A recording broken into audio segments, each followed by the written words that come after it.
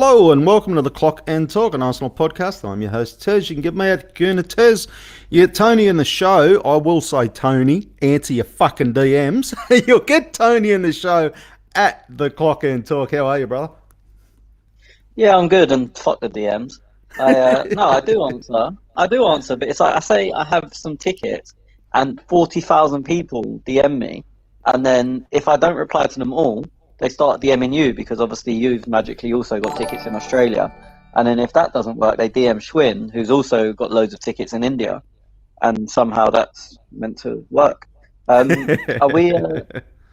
Is this as like YouTube and stuff work this week? Do you want to check that before I realise? I will double check that. Yeah, I'm pretty sure it should because we have changed platforms again. Backhouse. Literally, I'm just testing different platforms.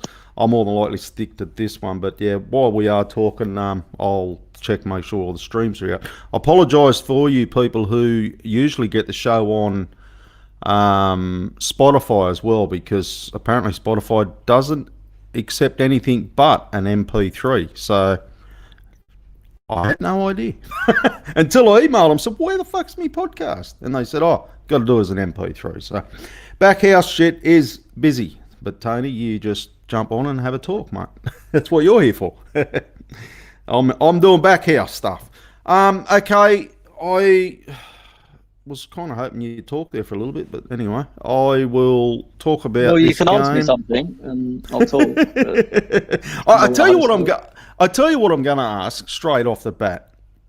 What was your thoughts on Tommy?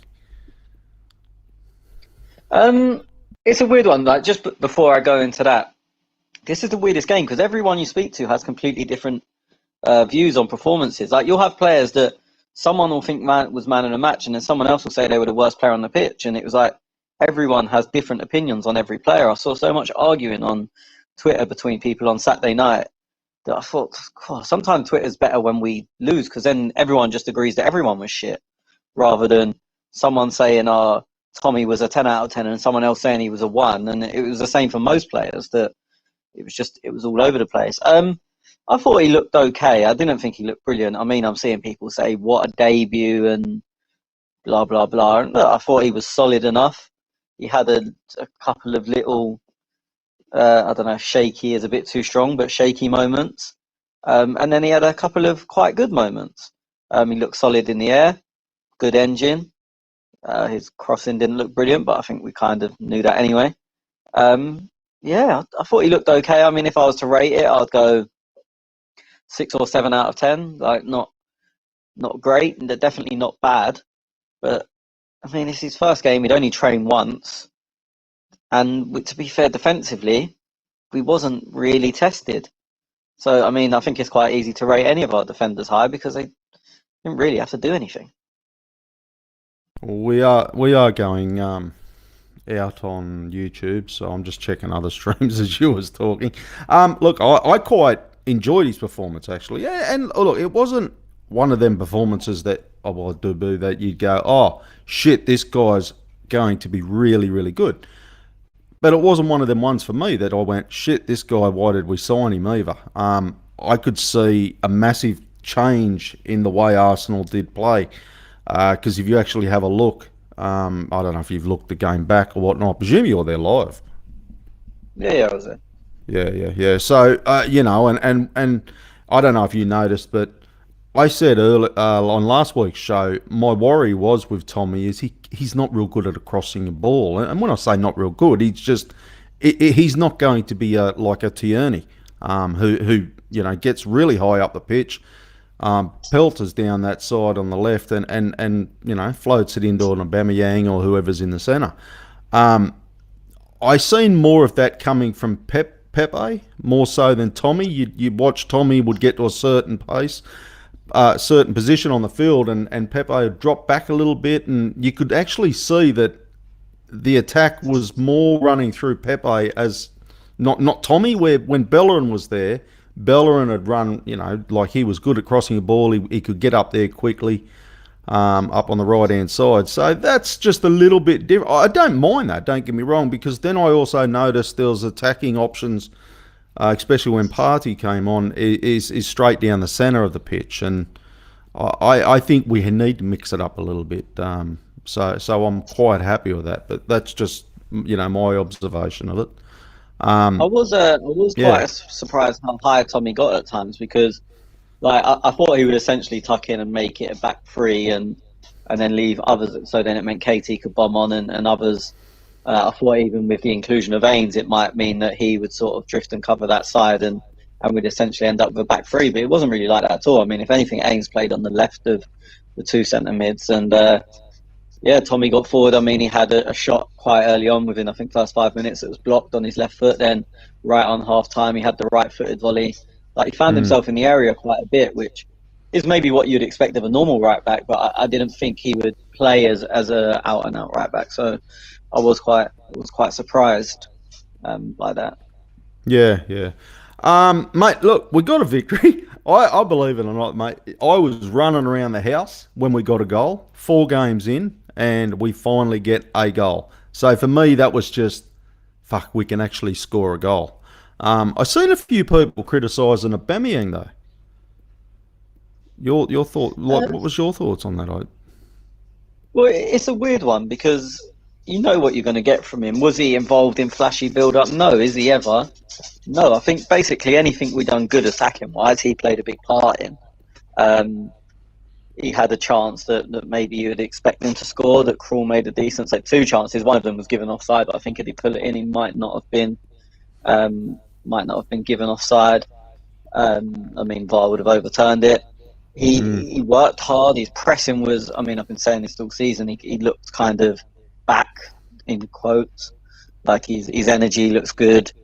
He worked his nuts off, and there was attacks where like he'll never make highlight shows, and he won't get the credit for it. But there was one attack where he literally ran about 60 yards, beat a couple of defenders. They forced him out wide, but then no one else could keep up with him. So then he has to sort of just play a simple ball back, and then you go, oh well, what's he really done? But in reality, he's dragged us up 60 yards the pitch, and it's not his fault if no one else can keep up with him. hmm Um, give me your whole thoughts on the game itself because I seen so many mixed signals here. Yeah, I mean, to be honest, I thought we played pretty well. I don't think the game was ever really in danger. Obviously, there is a worry when a team come and, I mean, I'm not going to say part of the basket is seen as disrespectful, but teams that come and defend and get their men behind the ball and don't really get their midfielders in front of the ball, it's always going to be that case of, are you going to score? And if you do, you tend to win the game. And that's basically what happened. And of course, we're going to be nervy. We hadn't scored. We had 0 points. Them games, and I know people go, oh, it's Norwich, they're bottom of the league, and they're probably going to get relegated, so you should be winning that 3 and 4-0. And they're right. But when you've had the level of performances we've had, or the results we've had, them games are purely about winning. And it don't matter how it comes. If you get a 1-0 win with the ball coming off someone's arse, a handball that the ref doesn't spot and VAR doesn't spot, whatever it is, you just need that game just needed to be won because then you can go and kickstart your season with sort of less nerves and less what's it like pressure, basically pressure on your shoulders. That's the term I was looking for. Um, so that game was just about getting the win, and we done that. And I think people underestimate how huge that is. Of course, we would like to go and beat Norwich 3-4-5-0, but that was just never ever gonna happen. I was actually, I mean, obviously we're playing Burnley on Saturday, and I was with a Burnley fan today. Well, he's a Burnley fan, but he works in football, and he like one of the first things he said to me is that was a huge win for you. Like you needed it to kick the season off, and he didn't like. Obviously, some people are saying it as a joke, oh, huge win, relegation 6-pointer, but he was being genuine, and I'm with him. It was such a big win because you just need to get going, and obviously we're talking about Arsenal. We're Arsenal fans, so we'll highlight that. But there's been loads of teams in the past where you just say they just need to get that first step, and then they can go and play. And that's what I think that was. I think the performance was okay. Look, was it electric? No. Like I'm not Mm. saying it's the best performance we've ever seen, but we got the job done with minimal fuss. I think they had one shot on target, and I can't remember it. I just saw the stats that Ramsdale made one save, but I can't remember it. So I'd imagine it was not a wow save. Um, like yeah, there was just defensively there was nothing really in it. We didn't have to do much. And again, when we're talking about ratings, it makes it hard to rate the defenders because I thought Ben White looked very good on the ball. Didn't have to do anything defensively. Him and Gabriel between them, it was 2-on-1 with Pookie, and between them, they had the strength, pace, height, and reading of the game to just deal with whatever Norwich brought. So yeah, good solid performance, confidence builder. I mean, the defenders got their clean sheet, the strikers got their goal. Well, I mean, well, obviously Aubameyang. The attacking players were all involved in the goal. If you look at Saka and Pepe were both heavily involved in the goal. Obviously, Pepe gets the assist. Smith Rowe looked very bright when he came on, making forward runs. So I think everyone kind of got what they needed out of the game. Ains got minutes under his belt. I think, yeah, pretty much most players got what they needed. So I know I can understand why people are unimpressed by the performance, but for me, it's almost as much as you can ask for with the situation we was in. Hmm. I thought it was I agree with you. I thought it was a good solid effort, good solid win, and to walk away with the 3 points was exactly what we need, exactly what to kick our season off. There's a lot of I've seen a lot of fans on Twitter and Facebook, and well, Facebook worse. This is Facebook's fucking shocking actually. Um, and it's more. I wanted to lose that game because I wanted Arteta out. Well, what the fuck? Like, like I don't understand some people. Like, yeah, okay, it hasn't been the start of the season we actually wanted, but we did play Chelsea. We did play City. It was before the transfer window. There was, there's very questionable things to start a season, and we didn't get up and running like we obviously wanted to. But we got this win, and here we are. Let's go. Let's get behind the team. Hey, I don't, my thoughts on the manager, but we've got to get behind him, guys. We have to fucking get behind him. Man United fans are absolutely blowing up today after being beaten by Young Boys. But, Ollie is one of them managers who I don't even know how he's still got a job. I reckon the guy should go and buy a fucking lotto ticket. But hey, I'm not a Man United fan. But Arteta he's the bloke in charge at the moment. So I hate seeing fans getting online, getting on social media, wishing that we fucking lost against Norwich City and wishing that we lose against Burnley, because I don't. What's the agenda is for the manager out? Like, get a new agenda. Like, so I'm so happy we won that game. Like, I'm so happy we scored. I'm so happy Aubameyang. Aubameyang scored. I like what I saw from Tommy. I agree, he did get high up the pitch at times. However, the attack just and that's no negative. That's just his style of play. Tierney still pelting down the left. I seen Max was very questionable whether Max from the Arse Brothers. He was talking about Aubameyang. Is he the right guy? But he never. This is not. I'm not saying he's wrong, but he's never liked Aubameyang. Yeah. Okay. So, again, these. I'm not saying he's wrong, but he's going to say that because that's his viewpoint. Yeah. These questions, I just wonder what fans actually have become to now. Like, what is it that fans actually want? Like, I'm so confused, Tony. I really am. I don't get it. I honestly don't get it. Like, especially on Twitter, and I avoid football Twitter, which is also another reason I barely reply to anyone, because there's now, and I remember mentioning us on here a few years ago, and people thought I was crazy at the time and I remember clearly saying that people are becoming fans of players rather than teams. So look, there's players I like at Arsenal, but my main thing is I want Arsenal to win. So my two probably favourite players at the moment are Smith Rowe and probably KT. But if they didn't play and we won, I'd be just as happy as if they did play. And you get people that they'll slander because their favourite player isn't involved. They'll keep going on about how shit another player is. And I'm like, I don't care. My end result is what Arsenal do, as much as I may like other players. And that's where it just becomes stupid, because people go, I've seen so much Smith, even though, to be honest, personally, I thought Smith Rowe and Partey together, they came on at the same time, completely changed the game. But you've got people that are Pepe fans, and they've just come out absolutely hammering Smith Rowe after the game. And for me, Pepe was arguably man of the match. So I don't get why they're picking on Smith Rowe or anyone. I don't understand it. if we're better without a player, I don't care how much I like them. I want Arsenal to be good, not the player. Like Mm, I've supported Arsenal for since I can remember. Let's go with 30 years. yep. No one supported Pepe for 30 years because he weren't even a thought in his dad's nutsack 30 years ago. Hmm. Like, and Yeah, this look, is not it's Pepe's just the one I've seen a lot of it of, but you could say the same for Smith Rowe. There's Smith Rowe fans that will, as soon as Pepe has a bad touch, they'll go, "Oh, fuck's sake, blah blah blah," and then there's Odegaard fans that will say like, whatever. Every player. I mean, Pepe's yeah, just yeah, the one I've yeah. seen a lot. So. Look, and I'm going to get on to Odegaard in a minute, actually, but just beforehand, Lath, Man United fan, he pops in every week. I'm sure he's just here to take the piss on us, but he says, "Do we think Arsenal win championship next year? You cheeky cunt." Young boys, brother, young boys. That's all I got to say to you, Lathy boy. Odegaard, Tony.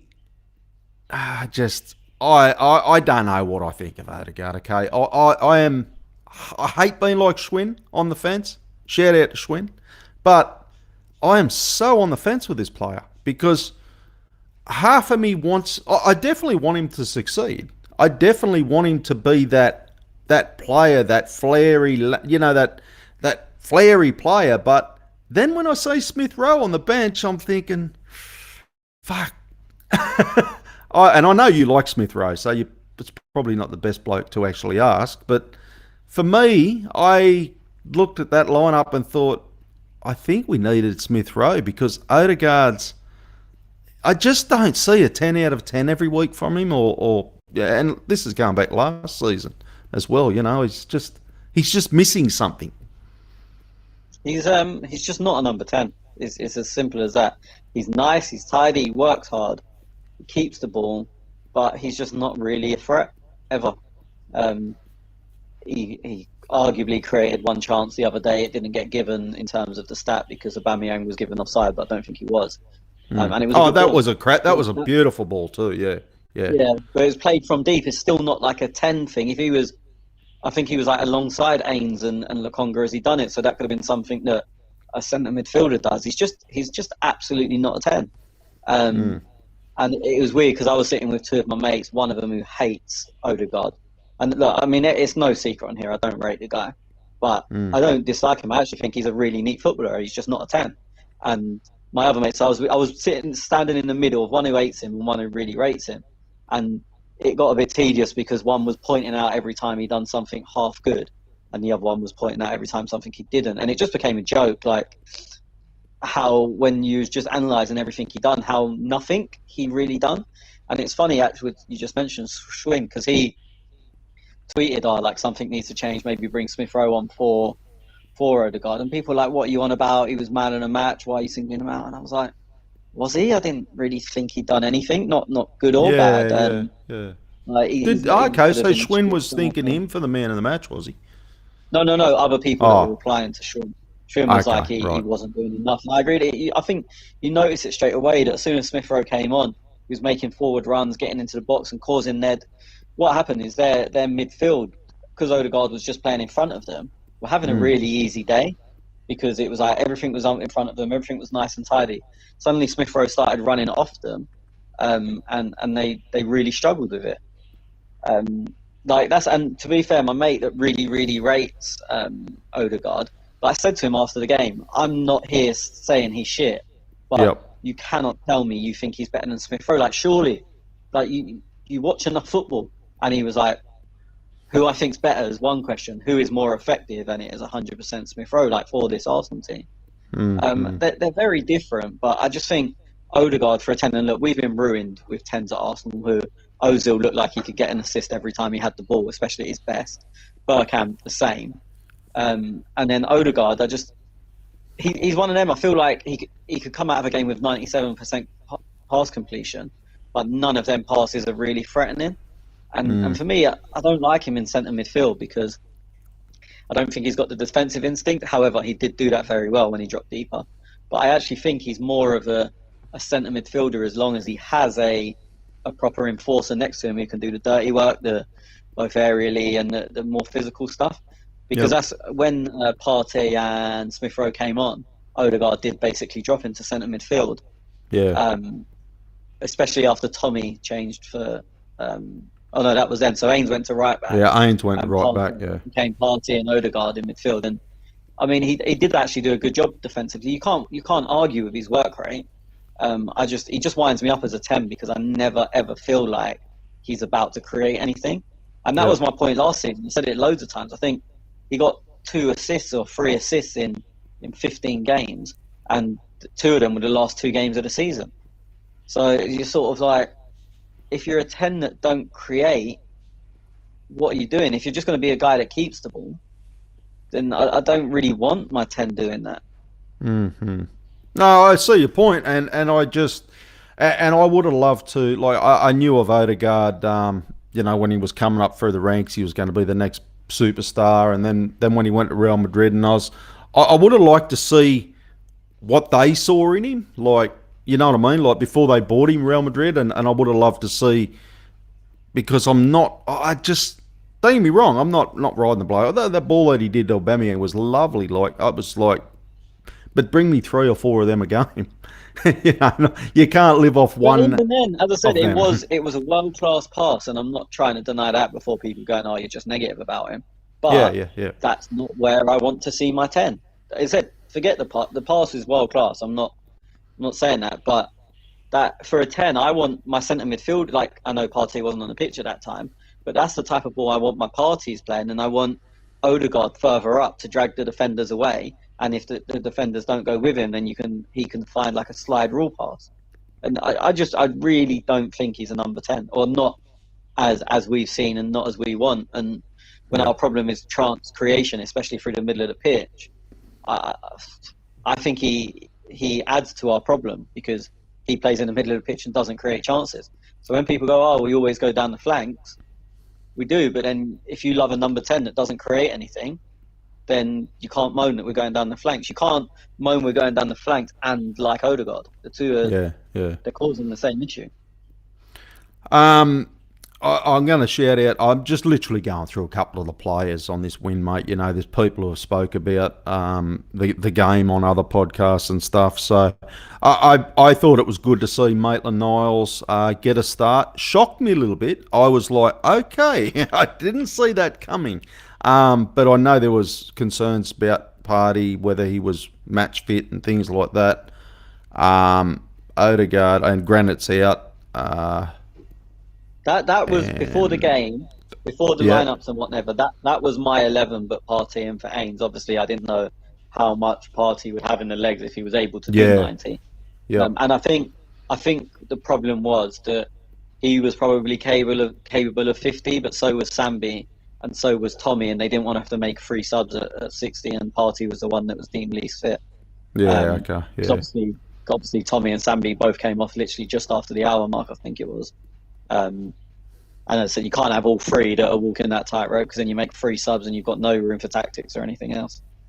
This was this was Ainsley's big chance to do something. I thought I'm going to say it. I thought he was poor. He's getting a start in the midfield. There's been controversial on him wanting that position, and no, I'm not a right back. I'm a midfielder, and I want my chance. And here was your chance, and I didn't see. I'm not saying he was bad, but I thought, when you get your chance, you grab it by the whatever you can, and 200% fucking effort, and you want somebody to go, wow, why didn't we have this bloke beforehand, and why haven't we started him here? I didn't see that from him, Tony.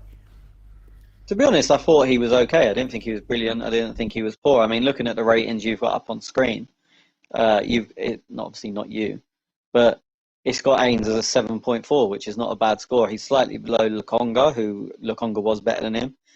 Same score as Gabriel and White, and I think most people would probably disagree with that. It's got KT above him, and I thought, everyone knows I love KT, but I think he's been poor every game this season, and I thought he was poor again. It's got Ains below Saka, and I thought Saka was quite poor. I mean, the thing is with Saka, he can do that, but Yeah, he's always got something in him, be it creating a chance, scoring a goal, or going on a little run that, like for our goal, he's obviously not goal or assist or anything, but his turn from Partey's ball is the thing that opens up the space. Saka's a weird one because it was like a lot of people in the crowd are thinking, sort of, take him off. He's playing really poorly, but you do know he has that moment in him, so it's quite hard to take him off. But I yeah, felt I mean, sorry as I for him said, actually. I was watching him and I felt Saka was trying too hard or something. It just wasn't clicking for him. I don't know. It I was don't know. really odd. I thought he had as a 90 minutes he had a really poor game, but then he had moments where he done stuff, and as I said, if they contribute to winning a game, you can get away with that. Um, which makes it difficult. As I said, you can't really take him off when he's not playing well because you know he's always got a moment in him, and he did, and he made a couple of other chances after that as well. I think they didn't really give him much space, which didn't help, and he's also not as good on the left as he is on the right, but he never has been, to be honest. So yeah, I mean, I thought Ains, as I said, if I not really done it, but he wouldn't be in my top three, but he also wouldn't be in my bottom three. I thought it was just a middle of the road performance, but you could probably say that about a lot of the players. For those who are watching live, yeah, we are going out on YouTube, Facebook, and Twitter, so everything is working, and also Twitch. So I'm happy everything is working there. Let us know your thoughts about the players we are discussing, because I do have the ratings up on screen. This is from footmob.com. A shout out to them, obviously, but I have no affiliation with them, no nothing with them. But I just grabbed the ratings because they are. It's a little easy app that I use more so for betting on. So, Sambi, yeah, as you said, Tony, 7.9. I'm not even sure where they get these stats from. I thought Pepe was brilliant for me. 8.7. He gets that assist, and that puts him up a little bit. For me, he was the standout player on that field. I know Aubameyang got the goal, and I understand why he got the man of the match officially. Well, he did on my thing. He might have been different for you because you get a Sky man of the match and a couple of others, don't you? Well, it wasn't on Sky, so it would have just been the Premier League man of the match, and I'm not sure who it was. I didn't check. Yeah, it was Aubameyang. Yeah. But for me, it was Pepe. He was the standout player, and I'm going to quickly slide in because we'll slide into our 3-2-1, and I'm going to give Pepe my 3. I thought he was just, what's the word? Just, a pain in the ass, like up that. I'd hate to be, he's doing a couple of little step overs, and he's just got that little flair about him, and he was just painful for the defenders. Like, you know what I mean? Just to be in your fucking pants, mate. Just pissing you off down that right hand side, and eventually something obviously come from it all. But I know that was from a corner, wasn't it? Was it from a corner, the goal? Can't remember. No, it's from me at both posts. Yeah, that's right. Yeah. So that's so he's going to get my 3. Your thoughts? You can give a 3 if you want. Yeah, I had it. I gave it to Pepe as well. I think, look, he is going to frustrate you at time, and I was surprised because, as I said, I came out of the ground thinking, yeah, Pepe man of the match, and again looked on Twitter, and it was all like people were highlighting bad touches he had and stuff, and he did have some, and that's the thing. Like, if you want to hate him, and you could probably do this for most players, but obviously we're talking about Pepe. If you want to hate him, there is always stuff that you can highlight about, like a touch that went 5 yards away when it shouldn't have done and it got intercepted, or there was one when Ramsdale beat the attacker and then clipped the really nice ball out to Pepe, and his touch, it ran off the pitch. Like, so there's things you can highlight if you don't like him. But in terms of, I thought he was a threat the whole game. He was dangerous. I don't think they really knew what to do with him. He could have had a couple of goals, and on another day he probably does.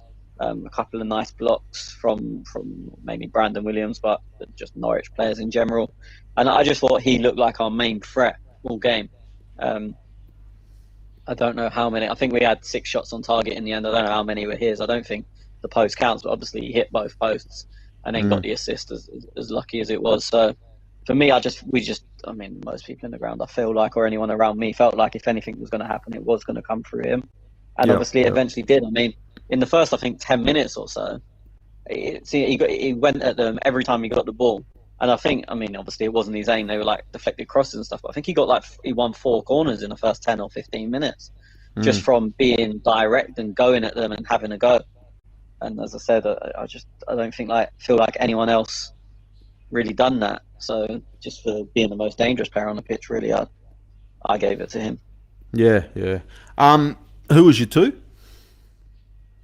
Um, Tough one because I mean, to be honest, I think Sambi was probably the best player on the pitch for his 60 between him and Pepe. It would have been tight, but when you only play 60 and you come off and it's 0-0 and then we end up winning, it's really hard to give him anything. I said earlier, I think Aubameyang was involved in most things we done, most chances we created. Obviously, got the goal, and Yeah. I thought he worked his bollocks off, which is something that people have accused him of not doing in the last year, especially. So for me, I'm not saying it was a standout performance, but I don't think anyone really was standout. Um, so I'd go Aubameyang for my two, but yeah, that's not the highest of praise, to be honest. I look, I'm going Aubameyang for two, and I didn't. I don't. I hate copying you, but look, he gets the goal. There was a couple chances that I felt he probably could have got. He was offside a few as well. It was more. I'll be honest. It's probably that he just scored. Had he not have scored, I'd probably be sitting here going, "Is it time for Lacazette to start?" And nothing. I like Aubameyang. Don't get me wrong. So I'm not. I'll even like Lacazette, but what they bring to the table is completely different. And as I mentioned, Max's talking earlier about Aubameyang. Well, he tweeted something about Aubameyang, and I kind of agree with what he was saying. But so I understand. Maybe Lacazette does suit that system better. And when we're thinking systems and tactics, well, that may be ideal. But I think Aubameyang works well with Tierney. I think Aubameyang works well with Granite because both them guys will look for Aubameyang, especially long. And when Aubameyang puts the burners on, you're not catching him. And he did that a couple of games, but he likes them long balls to run onto. And yeah, so that's Do you know? Do you know what yeah, it is when the people that like Lacazette, and that's fair enough, yep. they talk about the things that Aubameyang can't do that Lacazette can, and there's a lot of them. But you never hear, or you rarely hear them same Lacazette fans ask them if Lacazette scores that goal, because I can tell you the answer is no. Oh, he doesn't. No, he's not even there. He's not even there No, at that that's spot. what I mean. So it's Yeah, very like, as you said, because they're so different. It's very easy to go when Aubameyang's hold-up play is bad to say, "Oh, Lacazette would have held it up," and he would have done. But mm. then when you go, "Oh, but on the flip side, that game possibly ends 0-0 with Lacazette," "Oh no, it was a tap-in." Yeah, it was because he was in the right place. Yeah. Lacazette would have Aubameyang given the will get in engineering them at positions. absolute best. Yeah, yeah, Yeah, so and it's a like, good striker will. yeah, but they're so different that it's not fair on either of them to just say the strengths of the other. Like, oh, if I was being pro Aubameyang, go, oh yeah, he gets in the areas to score, and Yeah, then not mention the lack of hold up play. I actually think he done a lot better running into the channels rather than having to hold the ball up. But they're just so different that favouring one over the other, unless you've got the complete argument, then you're always just going to sound stupid, to be honest, because yeah, they're just so different. they are so different players and so different to watch. And I was even thinking I think I even asked the question at one stage: do you have them both on the pitch, and but do you play two up top? Do you change formation? I've actually thought like a lot of different ideas, and I don't even know if that would work. But Lacazette loves to drop back deep, right? Aubameyang will stay in the hole. He'll run them gaps. He'll stay. He'll be ready for the poacher's goal. Like definitely, if there's a ball going loose, Aubameyang's all over that shit. Where Lacazette won't. So I often ask myself: would they both work on the pitch together, playing both of them up top? But then what's that give us behind them? So yeah. 1 point. I'm going to go, and I don't know. I'm really tossing up between Sambi and Ben White. I thought Ben White was great. I'm actually going to give it to Ben White. I like everything I saw. And one thing I did notice watching that game, and I don't know if you guys noticed it because you said you do see a lot off screen, so you can correct me if I'm wrong. But I noticed Ben White talking, yelling basically to Gabriel a fair bit. Like I'm like I don't know whether it was a positioning thing with Gabriel or what, but I noticed there was it come on the TV. There was a lot of not the greatest things to say. Like, and I think even once the commentator said mentioned, Ben White was really getting into Gabriel there at one stage. So obviously it's just a teamship thing, and Ben White's the guy who's running the show, I dare say, and I like that because I'm still not whether I'm sold on Gabriel or not. I don't know, but yeah, but he gets my 1 point, Ben White. Just in terms of the talking, that all starts from Ramsdale. We don't shut up, and I don't mean that as a negative. It's about Yeah. as big a positive as if I can pay for him. He literally doesn't shut up. As I said, we didn't really have too much defending to do, but that starts from there. My 1 point's difficult because Sambi was arguably the best player for the 60. He was on the pitch. I'm not going to give it to White because I thought he was very good with the ball, but he just didn't have to defend. That's not his fault. Yeah, But yeah. I think when you didn't have to do too much, it would be the same as if I gave it to Ramsdale, who made one save that I think I would have made. So I'm not going to give it to the keeper for being able to pass the ball. Yeah. It's a toss-up between Sambi and Partey, to be honest. Sambi was Yeah. the best player, arguably, for the 60 he was on, and Partey changed the game when he come on. I'm trying to balance 60 v 30, and so I'm going to go Sambi just because he's done it for longer. But He done it for longer, Partey yeah. probably had more of an impact on the game. He came on and straight away was more positive, zipping the ball forward. There's nothing against Sambi, and had Sambi played 90, obviously we don't know what the score would have been and whatnot, but he definitely would have been in consideration. But when as I said before, when you come off at 0-0 after 60 minutes and your team goes on to win the game, it is quite difficult to get you up in the higher ratings as good as he was. Hmm. Yeah, look, it's I can't argue with that. He was good. I like everything from Sambi. I still question his ability to defend. I haven't seen enough of that to make my mind up Well, yet. no one had So to. So yeah, I've been saying it for a while, and I still that didn't teach me anything. no, I got nothing out of that. However, going forward, what I did notice is we either need to start with Partey or Granite if you're going to play Aubameyang up front because he needs them. He needs them big balls. He needs the long balls, and to score goals, he needs service. And whether Yeah, Maitland-Niles this was is that link, I don't know. Weak link, yeah. Well, sorry. that's what I was going Yeah. to say. It was never going to happen with Maitland-Niles and with Odegaard, as I said, not being a 10 and dropping deeper. I just thought the distance between anyone and Aubameyang was way too big at times. Um, yeah, I mean, I don't know what we're going to do there because I think Smith Rowe might not make the passes to Aubameyang, but in physical in his body because of his running, he Mm. will at least get close to Aubameyang and take some of the attention away and make forward runs. That's maybe not ideal for Aubameyang, but it helps more. I just think we can't. I mean, in an ideal world, you get Odegaard to play 10 yards further forward because I said Mm. there's nothing wrong with his technical ability. But I think there was also a stat that the only two players on the pitch that didn't have a shot for us were Odegaard and Ben White. And when you dominate the ball and we have 30 shots and our number 10 didn't have one of them, that kind of tells you something. Yeah, yeah. Old XG. I'm just bringing up some stats. As you were talking there, but the old XG cracks me up. That, yeah, total shots 30. Wow, I didn't even look at the stats. I didn't even notice there was 30 shots, and they had 10, and yeah, chances created 25.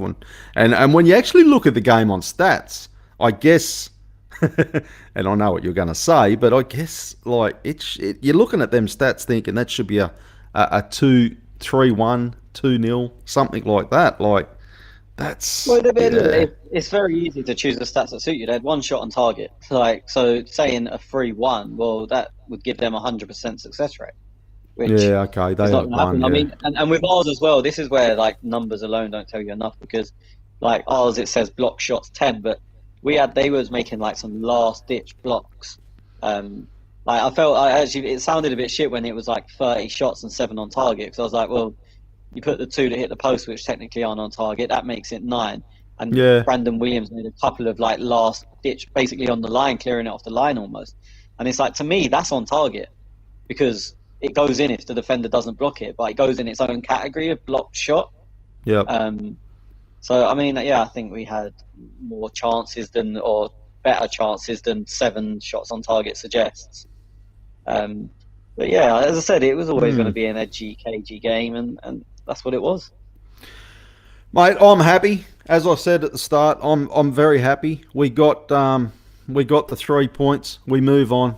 At the end of the day, I can't dwell on this too much, Tony. We've spoke for 40 minutes, but I'm happy, mate. I just move on. 3 points. We're up against Burnley. I'll be even happier with 3 points there, and let's get this season going. Yeah, it'll be very interesting with Burnley because you'd imagine it'll be probably same 11 but party in. Possibly, I don't know if there's a way they can fit Smith Rowe in. What I would do, because I think Ben White isn't the best in the air, and so Burnley are going to try and go with big diagonals to Chris Wood, who's very good in the air. So I think Tommy will have to drift in because Tommy's very good in the air. But for me, Burnley's best player is Dwight McNeil, who's their left winger. So we're going to need a very good defensive job from our right winger. And as dangerous as Pepe was, and I know I've just given him man of the match, he's not the guy to do that defensively. So I think from a tactical standpoint, I wouldn't be surprised if he brings Smith Rowe in left and plays Saka on the right wing to try and deal with McNeil. It may hamper us slightly going forward, but otherwise I could see us having real trouble at the back with either Ben White getting trampled all over or Tommy covering to stop that, and then Dwight McNeil having an absolute field day. But I think, yeah, we'll see one change almost definitely, and maybe one other. That's kind of what I see coming. And I only bring it up because we're next week against Burnley. But did you see the Everton Burnley game? I came in at Everton had just equalised, so I didn't really like they were just kicking off after the equaliser, so I didn't really see it. Okay. I saw obviously then the next 2 goals were within 2 minutes, and then the disallowed goal was within 2 minutes of that, and then nothing else really happened after that.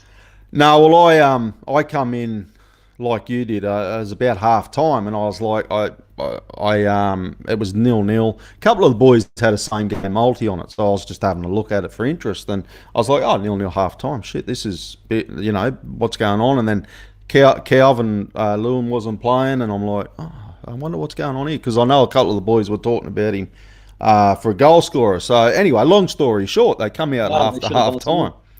Hey? They should have asked me. I knew you weren't. Fuck.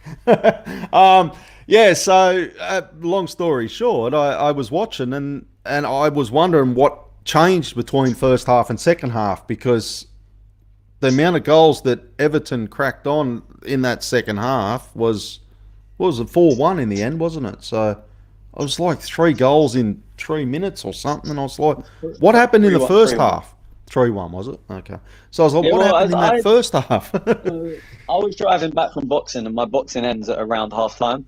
And I was driving back, and I had like sports radio station on, and they were basically saying the game was shit.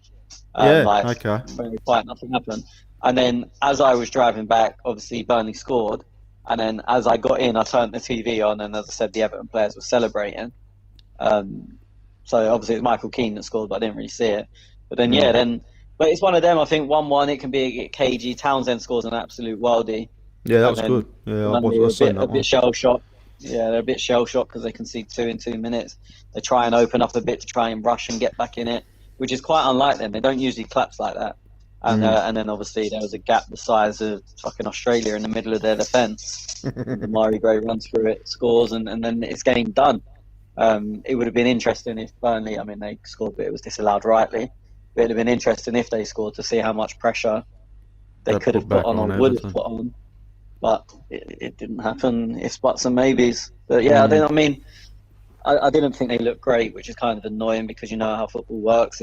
Everyone's great against us, so they've had their day off. Yeah. And then they come out and look like Barcelona. Coming out like world beaters next week. Yeah, I'm going to get to a couple of questions. Just shout out to Louis at thegooners.com. Sorry, brother.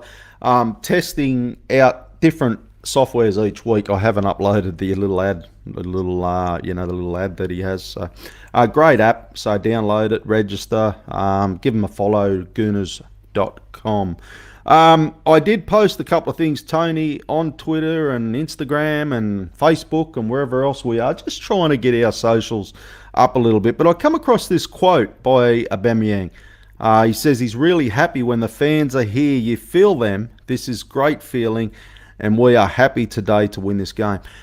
That sums up Aubameyang. Like last season, he looked a fucking different player. This guy, and we said it last year on the pod, he needs fans behind him, doesn't he? He just shines with He's a fans. showman. Yeah, he's a showman, and you don't put on a show in front of no one, really. But to be honest, we were really good as a fan base. I'm not patting myself. Well, I am patting myself on the back, but we were really good. We were really good as a fan base on Saturday, to be fair. And it helped. Look, you know what? It's very easy to support a team that are giving you something, whether that just be in terms of good effort, good graft, or good football, whatever it is. It's very easy to get behind a team that look like they want to win as much as you do, which isn't Yeah, always the case, as stupid as it sounds. And they they looked interested. They tried. They were running. There was no. You wouldn't worry. Like, you knew if it was a 50-50, it was a 50-50 rather than being a 60-40 against because our players weren't interested. It wasn't like that at all. So I mean, the atmosphere is very good in there, and I can get where he's coming from, to be honest.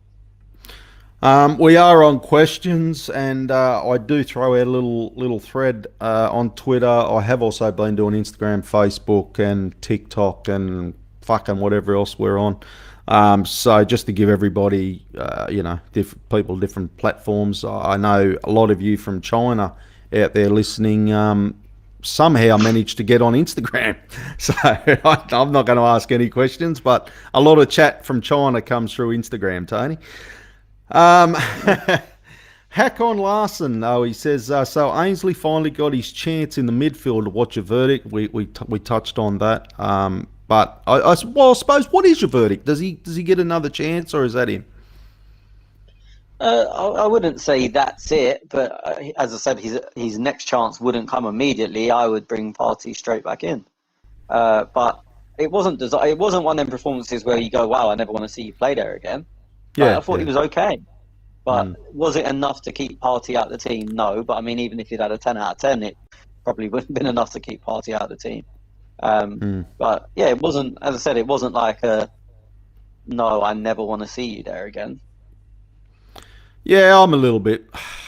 Party, Granite. It's going to be hard to get ahead of them. Sambi is.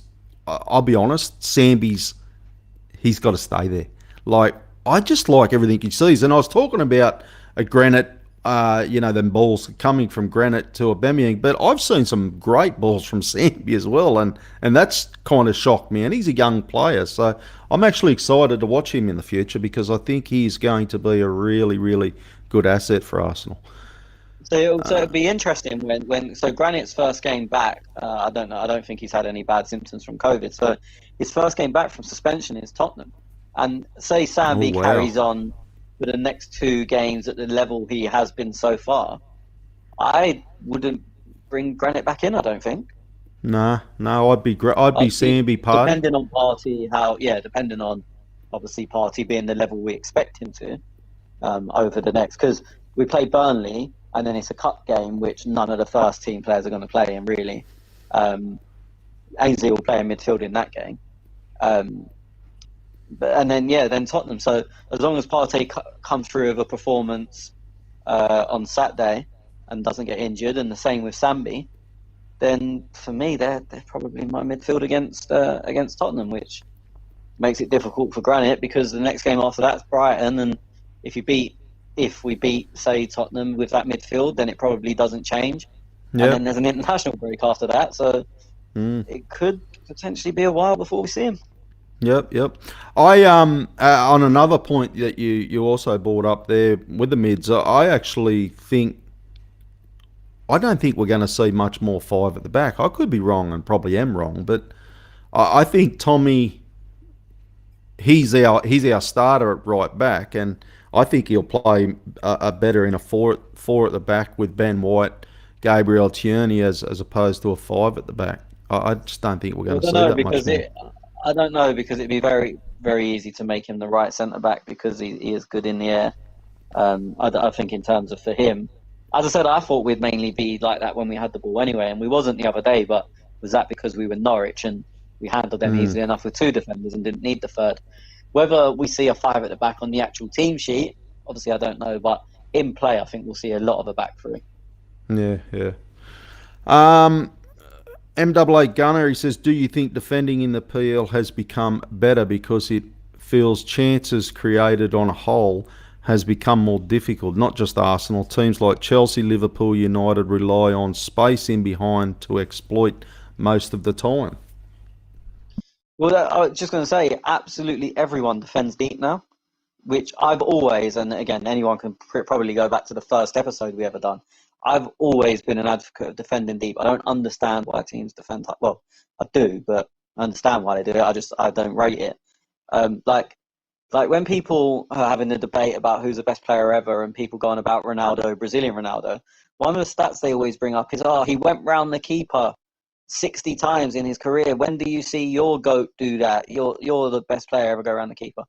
And in the Premier League, I can't remember the last time I saw a player go around the keeper because defenders are so fucking deep that if you're in behind the defenders, you're touching the keeper almost. So there's no chance to go around. And not that going around them counts some more. You don't get 2 games for doing it, 2 goals, sorry, for doing it. But I just think chance creation is a lot harder because everyone fucking defends deep. Like, honestly, I cannot remember the last time a player went round the keeper to score. Yeah, I'm not.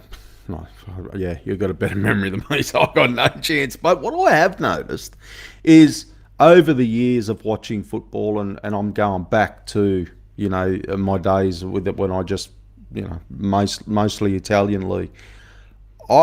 If you ask me, it was always the Serie A.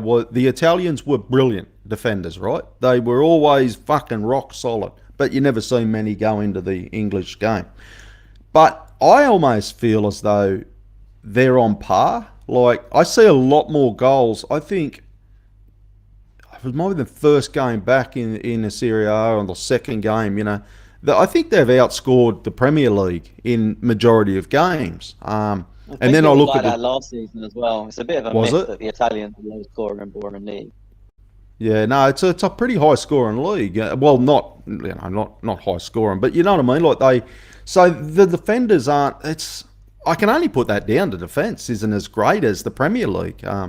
The Bundesliga, I'm not No, I overly think sure yeah. about. But I don't know. It's difficult. I think so. I mean, when the Italians were traditionally good at defending, sorry, it was traditionally deep defenders. They weren't the quickest, but they read the game very well.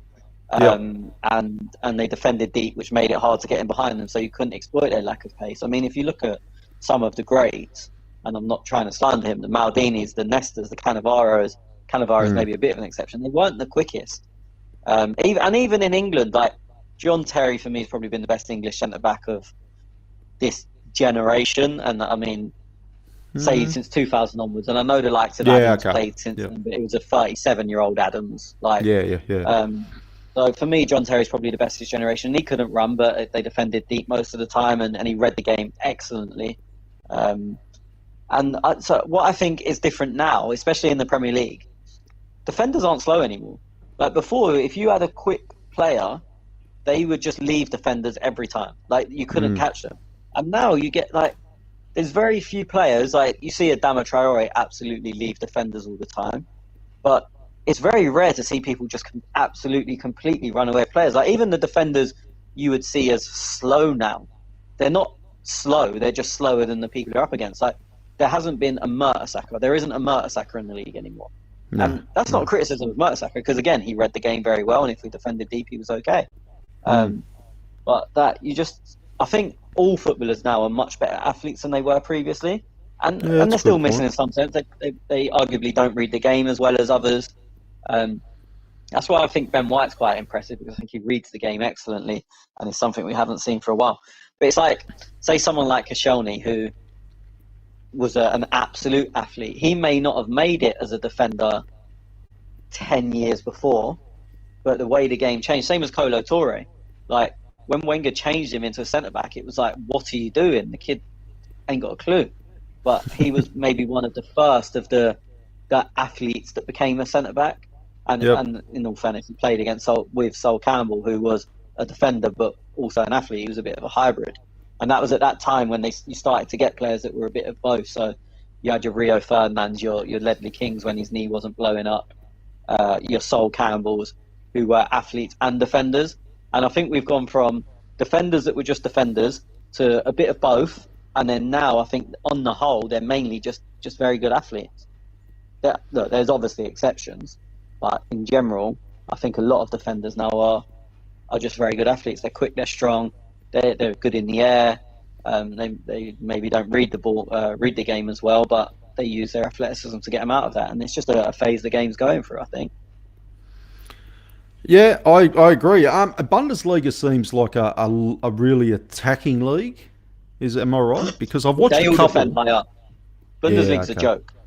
They defend on the halfway line. It's literally like I remember when Reece Nelson went there and he obviously scored like 5 goals in his first 6 games or whatever it Yeah, was. yeah, yeah. I And, remember and, that. and then Yeah. Smith, and he was just running in behind. And then Smith Rowe, when he went to Leipzig, there was like Arsenal done an interview where it was them two talking about it. Smith Rowe had just signed, and like Arsenal filmed him meeting up with Reece Nelson, talking about the league.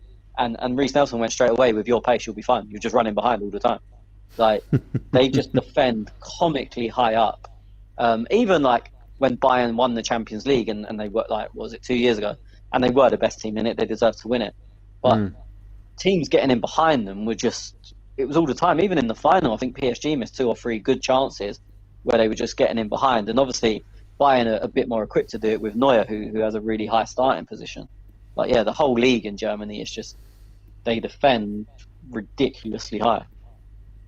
Yeah, no, it was because I often That's see like lots of Werner. goals Sorry, there too. that's why Werner got 4 million goals, because Yeah. Well, they that's a defend high. He classic runs one, in isn't it? behind. Yeah, that's actually interesting because Chelsea fans to this day, my young fella's a Chelsea fan, and they still really rate Werner and said, it's been unfortunate that he had a bad season last year, and now Lukaku's, he's come in and he's just a beast, but they still rate Werner and said, look, we hope to still get the best out of him and get some good goals out of him. So, and He'll that's never. from a I mean, couple of he'll Chelsea never do fans. here. He'll never do here what he done in Germany, because here everyone defends deep, and Germany everyone defends high, which suits him. Like, you know what? If Chelsea are like maybe 1-0 up and they bring him on when a team are trying to attack him and get him on the counter attack, then he will get him behind. But then his confidence, because he's not been scoring goals, he'll miss the chances. If every team played like that every week, like they were desperate for a goal, then Werner would do better, because he would score 1 or 2 more, and then his confidence would be there, and it goes from there. But his style is made for Germany, and Germany pretty much alone. We're just talking about how Italy is a more high-scoring league now.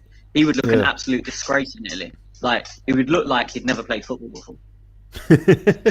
Well, actually, it brings me. I just was thinking Lewandowski, and it's a rumor going. Well, not a rumor. It's stats and facts that he does struggle international. You don't see as many goals as what you do as when he scores in the Bundesliga, and I wonder whether that's as you say, like they defend high up. No, I think that's different, because he's not like a pacey running behind kind of player. I just think it's the level of service and the amount of ball. Poland are not the Poland, best aren't they? team, so Yeah. they're not gonna dominate games, and the players around him aren't as good. With Yeah. Bayern, I mean, you're sort of almost guaranteed 65% possession, maybe more every week, and that in general, I'm not saying every time, but in general, with possession comes chances, especially when you're the best team in the league. And Lewandowski is a brutal finisher with all left foot, right foot, head, probably knee. He's probably clinical as well. Like, so it's just, his is basically pure maths. If you create enough chances, he will get goals. And Bayern create more chances than Poland, which is not a shock, because Bayern are good and Poland ain't. Yeah. True. Instagram, I did put a little thing out there, just asking people what their thoughts on Tommy were. Me little Chinese mate over there, Digi Scott, he says he's been really good debut. Seemed to have a good understanding with White, automatically covered for him when he went forward, tucking into back two with Gabriel. He has better recovery speed than Chambers, combined with defensive awareness, missing from all our right backs options. Even ventured forward quite well, promising beginnings. So that pretty much sums that up for me, and I agree with everything he said. Yeah, as I said, I mean, I don't think he was really tested defensively, so I think that's going slightly over. Not, he's not going crazy. He's not saying he's the best defender in the world. But I think that's probably going a little bit over the top. But that's his opinion. I'm not saying it's wrong. Just from Yeah, yeah, my yeah. point of view, I don't think that's doing anything. What I'm surprised he didn't mention, which everyone seems to be going on about, is I think he won 7 out of 8 or 6 out of 7 of his aerial battles, and that's something that is going to be important for us going forward. And it also helps that we've now got a keeper that can kick the fucking ball to a right back, and if he's going to win more aerial battles than not, that's a way that we can get out. I mean, it almost became a running joke a few years ago. Every time we had a goal kick, it went Chesney to Sanya, and Sanya won it. It was that was, do you know what I mean? It was fact. That was Yep. not. It wasn't. Oh, is this going to happen here? It was like a goal kick. The way we would get out is he clips it to Sanya, and Sanya wins it every time. And we've now got that option again. I'm not saying we're going to use it every goal kick, and that's going to be our way out. But with Tommy being in, if he's as good in the air as he looks, and Ramsdale can definitely make that pass, then that's going to be out. And another thing that I just noticed at the game I hadn't really noticed before, and I don't even know if it's going to do us any good over the course of the season or whatnot. Ramsdale can kick the ball a fucking mile. Oh, he fucking Like, hope he can. Yeah, yeah. like, I agree. and he kicks it with speed as well. So it's not like he kicks it and then the defender has ages to get underneath it and header it away. He kicks the ball really far and really quickly. I don't even know if that's a plus point. But I remember we had a goal kick and he kicked it about 70, 80 yards. I thought, the fuck did that come from? I don't think anything come of it, but you know, when Yeah. you see a goal kick and like down the other end, and before you know it, the ball's 5 yards away from you in the crowd, and you think, the fuck happened there? Yeah, yeah, yeah, yeah. I actually wonder, like, Addy couldn't make it today because he's out, but I actually wanted his thoughts on Ramsdale because he didn't rate him earlier, and he's like, oh, look, when we signed him, Addy was, he didn't want Ramsdale, and for me, I don't know what it is. I'm watching him. I feel safer with him. I don't know. Obviously, from what I read and what I hear and what people say is Leno is a better shot stopper, but Ramsdale's better with his feet. So obviously you mould them together. You've got the brilliant goalkeepers. But I, for me, I can't find a negative yet. I'm not saying I'm not saying I will. I'm not saying I won't. But everything I've seen, I like what I've seen. I'd keep him as my number one, but that's no surprise because I fucking hate Leno. But no, but no, he is more commanding. He talks to his defenders much more, which helps. Yeah. He comes off his line more when needs be. His kicking is infinitely better. Shot stopping, Leno is better. He will definitely make more worldy saves. Leno has a problem with pushing the ball back out in front of him. Ramsdale potentially does too. We've not seen that yet, but obviously we've seen enough of him before. But I mean, when you think, the thing is, if there is nothing between them, like one's good at one thing, one's good at the other, you start the guy who's 23. It's obvious. Because one of them has potentially 15 years and the other one has potentially 3. I mean, I don't know if I should really say this because I don't know how true it is. One of my friends he was a steward during COVID. So obviously no one was there. And he got to know a lot of the players quite well because he was one of the only ones there. So he could talk to them. And he said the other day that when Leno came out, Leno said like he's Ramsdale's the number one. It wasn't like a one-game thing. Leno basically said he feels like he's going to be on holiday for the rest of the season, but like meaning I'm not going to play. Okay. I don't know how true that is because the guy who told me is a bit of a bullshit, to be honest. But it wouldn't surprise you. It wouldn't surprise you if that's true. And he did tell me that. And it would, it's not. He hasn't said anything that you think, "Fuck me, I can't believe that." It's fully believable. Well, let's tweet that out. We'll get a few retweets on that. Breaking news. No, I won't. Look, it wouldn't surprise me either if that is true. Look, and I'm not worried about that area now because Ramsdale's there. I'm not like thinking, shit, we're short there. Like, well, the key is, and it happens with loads of players in order. The key is the first mistake because he will make a mistake. Everyone will, yeah. And the same could be said for Sam B in the left side because he can make mistakes and get away with it. Yeah, you wait until Tommy makes a mistake. You wait until that Yeah, happens. but that's so. But that's the key, especially with Ramsdale, when a lot of fans didn't want him. Um, when the first mistake happens, how he reacts to that and how people get on the back. I mean, he seems really likable, and the fans have been massively on his side. Like so much so, it's actually unbelievable. Because Mm. I don't know why, it just seems like he cares. So then we reciprocate that.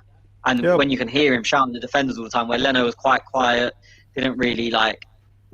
It's always been a thing as the keeper runs towards the goal, you clap them and they give you a little clap. But I don't know, just somehow Ramsdale seems to give a little bit more back, and you see a little smile on his face when we sing his name and whatnot. And look, maybe that's unfair on Leno because we never really had a Leno song. And the Yeah, only yeah, reason yeah. Ramsdale's got a song is because it's Aaron Ramsdale. Like it's the Ramsey song. Yeah, yeah, yeah, Um, yeah. so it's It's not easy. like, but yeah, it's easier to get behind him. But when the first mistake happens, and if people start getting on his back, and I hope they don't, obviously, Yep. but then we'll see the character. It's easy to be good when everything's going well.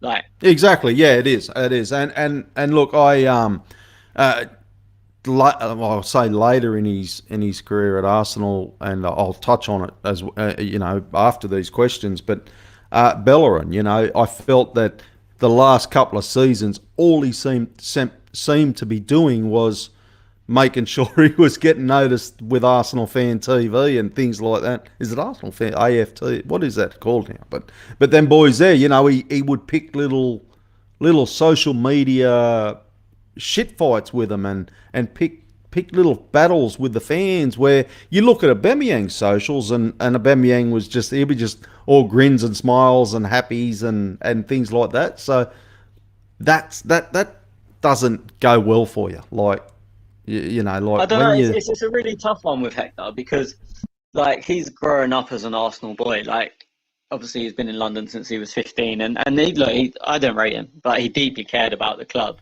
yeah and he reacted to Arsenal fan TV the way a lot of fans did, and that's because he has over time basically become a fan. You forget between what did he make his yeah I debut at suppose 18, 19, so between 15 and 18, 19, he was going to pretty much every game as a fan. Like he used to sit in the crowd, but because no one knew who he was, it was like he could sit there with fans, and he was just a kid cheering to yeah people. yeah yeah I mean, yeah a lot of the younger players do sit with the fans. Like there's a section for younger players, but it is essentially with the fans. mm. Um, so he has become a fan, and he was just speaking out the way a lot of fans do about Arsenal fan TV. And look, Yeah, I I'm not get their that. biggest I fan, get so. that. Yeah. No, I get that, but And look, I just and don't know if Aubameyang that gets done him any criticism. favours. I don't know, but then Aubameyang gets criticism for liking them and being in their videos. Like, oh, you know Yeah. what I mean? When things are going bad, and they did go bad for Hector over the last couple of years, you Yep. find a thing to pick on. So when things were going bad for Aubameyang, it was stop fucking about being mates with DT and Troops and kick the ball in the fucking goal, basically.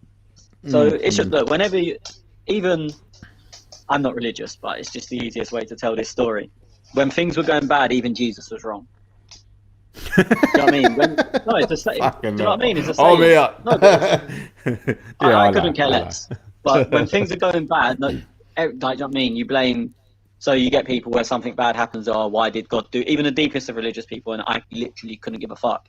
But even the deepest of religious people are like, oh, why has God done this to me? Blah blah blah. So when things are going bad, it don't matter who you are. Someone will find something to pick on. Yep, we've just lost all our religion listeners. Thank you for coming. Oh no, they're free to believe. They're free to go and pray to whoever they want. And look, if it brings them happiness, fair play. But it's not for me. No, it isn't for me either. Even though I probably owe the big fella upstairs some kind of gratification for keeping me alive here. So it's been 2 years, mate. 2 years. I was celebrating on the weekend. I got in trouble Yeah. too. My wife goes to me. She says, "Why would you put a happy? I would I put a happy anniversary to my 2 years and not dying?" And my wife goes, "Why would you put that?" I said, "Because I'm still here. I'm alive. Should be celebrating that shit."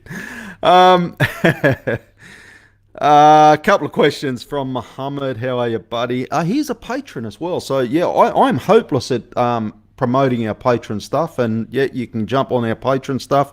I've also got merchandise popping up too. So, yeah, I've been fucking busy with this Clock and Talk podcast the last few I'm not weeks. I'm not pushing the merchandise till I get a t-shirt. Fucking Uh, merchandise.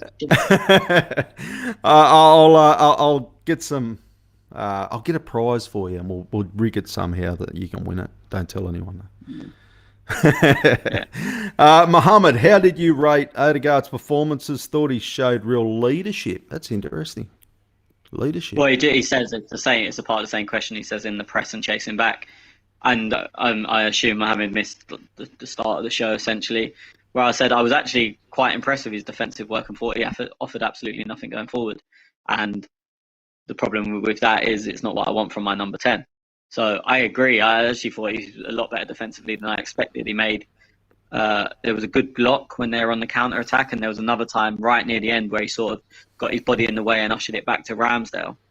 And I was impressed with it. I can't lie, but when you've got a number 10 that doesn't take a shot, doesn't particularly create any chances, just keeps the ball ticking over, I would rather than be like, I'm not making it Odegaard versus Ozil, but I'd rather a guy that refuses to defend but creates 5 chances a game. Yeah. I don't know what I feel. Yeah. Anyway. I was going to say, like, Ozil is really bugging me at the moment, but I do like the guy. Like, I know later in his career, but he's just bugging me. Fucking just stay off social media, brother. Don't worry about Arsenal. Just enjoy your time, where you are in Turkey, and enjoy your football there. Because I just don't understand. He's been getting just little digs and little shots, and I don't know why. I honestly don't know why. I haven't even got it up here. That's how unprepared I was to even make that statement then. But it was just. Yeah, it was just. I think it might have been before the international break. It was. I know he said something after the City game. Might have been that. Might have been the City game. Yeah, and I was like, just stay off social media with Arsenal. Who cares? We love you, mate. Don't make us hate you. And I only love him because I got a letter off him. I actually hung it up in me man shed the other day. I framed it and hung it up. So, yeah. That's about it for us. I did have, for questions coming through, I presume everything's going well. Hopefully this does make it to you guys on Spotify. I know you can't hear me if this doesn't make it, but I just hope it does. I was just because we've been doing that tweet, the tweet of the week thing where I often look out for a bit of a tweet and stuff. It was interesting. I've come across this one, OJM, at Mr. _OJM. He's not a listener. I don't even know who he is, what he is. But he did say, are people now raving about Tommy? Maybe the club does know best after all. Funny old game. And I thought, that is very interesting, that, and very true, because if these signings, we've spoke about Ramsdale, we've spoke about Odegaard, we've spoke about Tommy, we've spoke about Sambi, and I think the only one we were a bit negative on was probably Odegaard. Ben White, we're actually seeing these signings might be pretty good signings, Tony. So. Well, as I said, for me, they're all competent players. I don't think any of them we signed in it, and the majority of people weren't like, oh, he's a bad player. There's been a few we've overpaid for, and look, that's going to haunt them down the line. The same way Pepe can't ever play well in anyone's eyes because they always go 72 million, and rightly, he wasn't worth 72 million. Like, we all know that, and that's the problem Ben White and maybe Ramsdale are going to have at some point, but I don't think anyone ever questioned the ability of these players, just whether they were worth the money. Mm-hmm. No, I totally agree. Look, 50 million, I still say Ben White was overspent. We all know that. I'm not going to balk at that, though, when I see Maguire money and who else was the other one? That was massive amounts. John Stones, was it? City went. City. 50 odd. I mean, look, the White thing, and I've been over a million times before. They rejected 30 from last year. Since then, he's played a full season in the Premier League, won Player of the Year, their Player of the Year, and is an England international. What do you want them to sell him for? Yeah, happy days. So, 50. I mean, I think we've overpaid at 50. But if you want him, that was the price you had to pay. I mean, you got people go, he's not worth more than 25 million. Well, Leeds bid 30 million last year. So I don't know Yeah, how he's not worth 20 million after becoming an England international, playing whatever it was, 35 Premier League games and winning Player of the Year. I don't know how that takes 5 million off your value, but I yeah, agree. Like we've definitely overpaid, and it's similar to Ramsdale. Like they paid 18 million for him. He played all 38 games, won Player of the Year for them, got in the England squad. Yes, they got relegated, but then to people go, oh, he's not worth the 24 we've paid for him. Well, I mean, is another 38 games experience for a 23-year-old worth 6 million? Probably. yeah. I It think the is. issue Yeah, I was think that so. Sheffield United overpaid for him, but we can't control that. They're not going to sell him for a loss after being their Player of the Year when he's still got 4 years on his contract. Yep, So again, it's another one. If you want him, that's the price you that's had to what you got to pay. And pay. is it Yeah. probably over what he's worth? Yes, but that was a mistake Sheffield United made, not us. And there's not much we can really do about that. The only one that I am doubtful of out of our signings is Odegaard. And the only reason is I asked the question: did we need Odegaard? Nothing against his performance and things, but we've got Smith Rowe there. Um, that we're in no other competitions really. We're not Champions League. All that's it's all gone. We've got FA Cup and the Energy Drink Cup, and that's about it. So that's I my mean, only the only query. thing I mean, I wouldn't have gone for him, but we did need a body when you think Willian went, Reece Nelson went, Joe Willock went. Yeah, Their yeah, their body. So and Odegaard was there last season. So if you take him out, that's four people gone, and then so you need someone. And obviously Danny went. I know he plays a bit deeper. Um, so for me, you do need another body there. I personally wouldn't have gone for Odegaard. But we needed someone. It would have been a travesty if we didn't sign anyone. I just personally don't think we signed the right player, and I don't know who the right player was. I mean, I would have preferred Madison, but over double the price, you are stretching yeah. it a bit. Bit more, bit more. Mohammed says, "Come on, boys. Odegaard's just warming up." he also says, "Future captain" with a little winky eye. So we will see. Well, there was And that look, because obviously he's Norway captain, and after they beat some minnows the other day, it was like, oh, Arsenal have a natural successor to Aubameyang, and fucking yeah, Tierney, give it a rest. yeah, but look, I like Odegaard more than I did last. Like, not like isn't the right word. Like, but I feel as though he's now that he's our player and he's not a player on loan. I seem to have a little bit more of a connection with him because when a player's on loan, who was that other geezer on loan last? Was it last year? The bloody Sabias? No. Yeah. Yeah, yeah, Yes, yeah. Like I had no connection with him. He's there on loan. He's gone. I don't even know what he's doing now. You know what I mean? Like I don't follow him. Where now Odegaard's an Arsenal player and he belongs to us. I look forward to whatever he brings, and I just hope it is Well, I something. mean, I said a million times last year I didn't understand why we weren't playing Smith Rowe over him because Smith Rowe was better, younger, and ours. In my mind, Yep. the only thing that's changed about that sentence is Odegaard is now ours as well, but the other two things for me are still true. As I said, I don't dislike him, and I think he's technically good. He just doesn't do what I want him to do. If he starts using that technical ability to create chances and chip in with one or two goals, I'll have no problem. But I just Yep. think he's too safe for a 10. Like with Ozil and Bergkamp, and I said we've been spoilt with 10s at Arsenal. They look to play that killer ball and try and play people in. Odegaard doesn't even. He didn't even try and play killer balls, but it didn't work. It got cut out. There was no, again, apart from the one ball to Aubameyang, which was a great ball.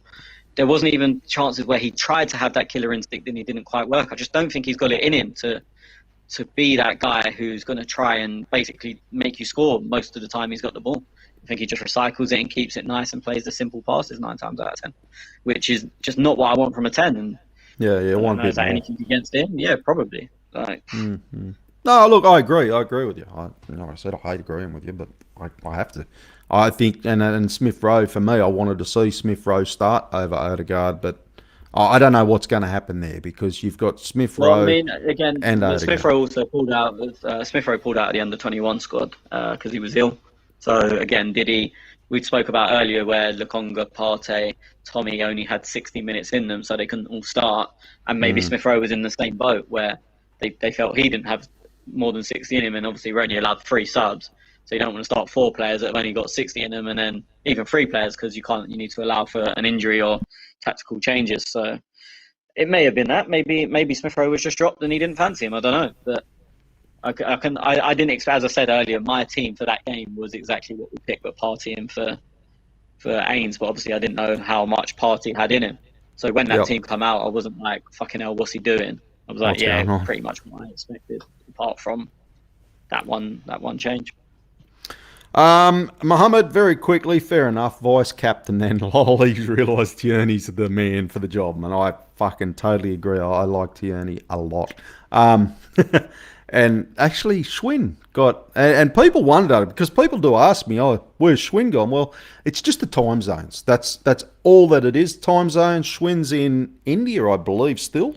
I think so. And it's like, correct me if I'm wrong, I know we have a fair few Indian listeners. It's like 3 a.m. in the morning there. So it's just too hard for him to get on. And then. Yeah, someone asked him on Twitter the other day, and he said he should come on more. But as you said, time zones. I mean, I wouldn't do this show at 3 a.m. You could go fuck yourself. So I can't. And what a nice cunt. I can't blame him. Yeah, no, it is. It is. I used to do the 3 a.m. stuff, like, but that's just. Yeah, but you was up. So it wasn't 3 a.m. to you. It wasn't like you got up at 3 a.m. You work nights. It's not fucking the same. Fuck off. I'm claiming that. You soft cocks.